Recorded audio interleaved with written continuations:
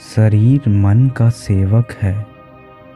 यह मन के क्रियाकलापों का पालन करता है, चाहे वे जानबूझकर चुने गए हो या स्वतः ही व्यक्त किए गए हो। अनैतिक विचारों के आदेश पर शरीर तेजी से बीमारी और शरण के गर्त में धंस जाता है। सुंदर और सुखद विचार के आदेश पर वह सुंदरता और यौवन रूपी वस्त्र धारण कर लेता है।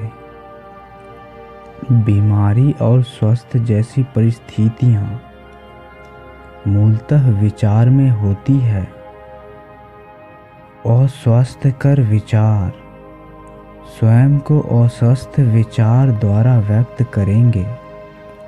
ऐसा माना गया है कि डर के विचार मनुष्य को इतनी तेजी से मार सकते हैं जैसे पिस्तौल की गोली, और वाकई वह हजारों लोगों को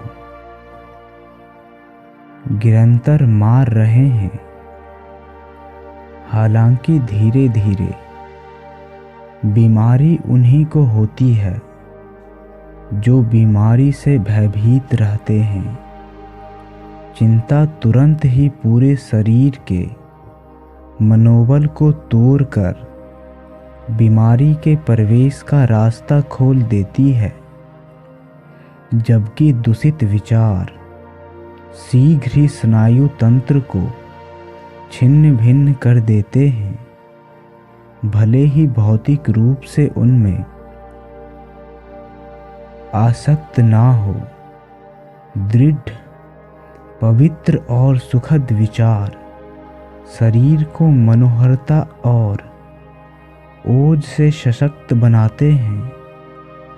शरीर एक कोमल और प्लास्टिक अर्थात आसानी से मुड़ जाने वाला यंत्र है, जो सहज ही उन विचारों के लिए प्रतिक्रिया देता है जिनसे वह प्रभावित होता है, और विचार की आदतें अपने अच्छे या बुरे प्रभाव उन पर दिखाएंगे। मनुष्य जब तक दूषित विचार फैलाता जाएगा, तब तक उसमें प्रवाहित होने वाला रक्त अशुद्ध, जहरीला रहेगा। छल कपट से रहित हृदय से स्वच्छ शरीर और विशुद्ध जीवन बनता है। कलुषित मन से भ्रष्ट शरीर और कलुषित जीवन उत्पन्न होता है। विचार कर्म जीवन और भवी व्यक्ति का झरना है। इस झरने को पवित्र बनाए और सब कुछ पवित्र हो जाएगा। जब तक मनुष्य अपने विचारों को नहीं बदलेगा, तब तक खान पान बदलने से उसे कोई मदद नहीं मिलेगी। जब मनुष्य अपने विचार को शुद्ध बना लेता है, तब उसे तामसिक भोजन की कामना नहीं रहती। स्वच्छ विचार से स्वच्छ आदतें बनती है। वे तथाकथित संत जो नहाते नहीं हैं, वास्तव में संत नहीं हैं।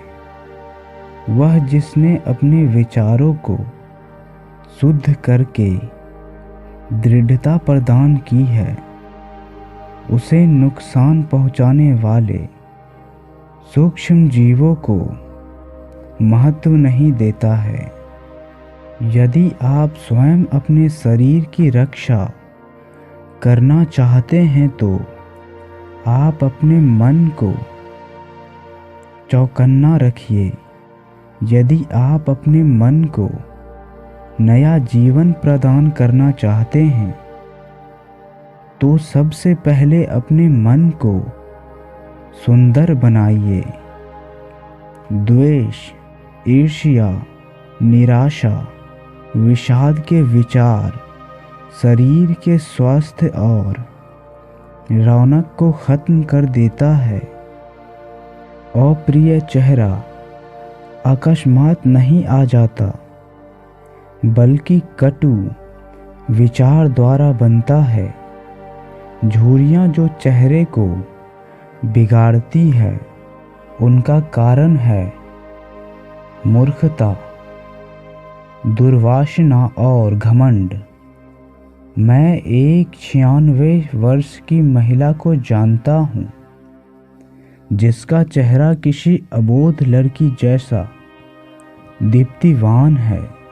एक और व्यक्ति है जो अधेड़ उम्र के करीब है, जिसका चेहरा बड़ी बेमेल रूपरेखा में खिंचा रहता है। पहला मधुर और खुशनुमा स्वभाव का परिणाम है, जबकि दूसरा है दुर्वासना और असंतोष का परिणाम।